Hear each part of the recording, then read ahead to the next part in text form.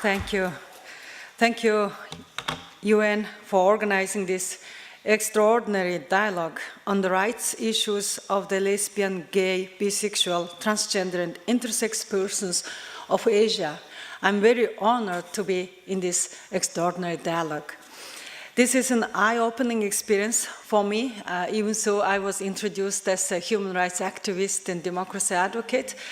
I also have lots of things to confess. This dialogue brings together so many wonderful people with powerful stories, and I'm determined to digest as much information as I can and bring your messages to the Mongolian parliament for better change. Sometimes we create problems to innocent people just because we don't want to hear and acknowledge the truth.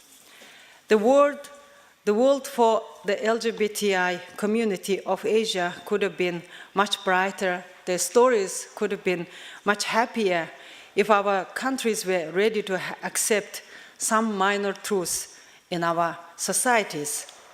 I hope this dialogue will help peel off one more layer of ignorance in all of us, and especially in our governments. I believe in the power of communication and the power of dialogues. I have a confession that personally I had a bad prejudice against LGBT people until recently. In 2009, one day I was invited to an art exhibit where LGBT persons of Mongolia expressed themselves first time in the photos. The photos talked to me. They questioned me why I was so ignorant to themselves for so long. By then, I called myself as a human rights watchdog for the 9th year. And also I called myself as a democracy activist for the 19th year. Still, I was not a human rights activist yet, because some of the humans were not in my list to be protected. I was embarrassed of my own prejudice by then at once, and I changed. You changed me, and Mongolian LGBT community changed me. I actively started helping them.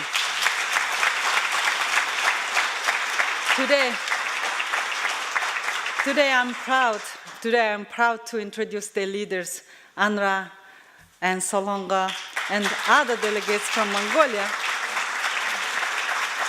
And they and we all together have many challenges to overcome in Mongolia.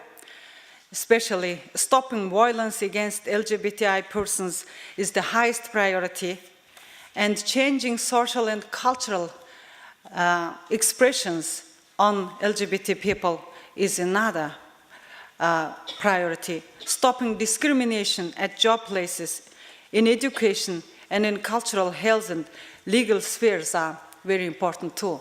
So we have to change our attitudes in police, in health workers, in teachers, and we all have to change together.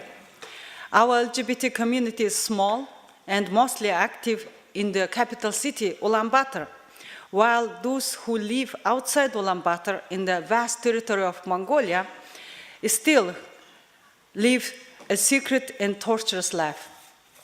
I hope one day we in Mongolia could gain such a level of dignity that we can just listen to each other's truths without judging and harassing one another.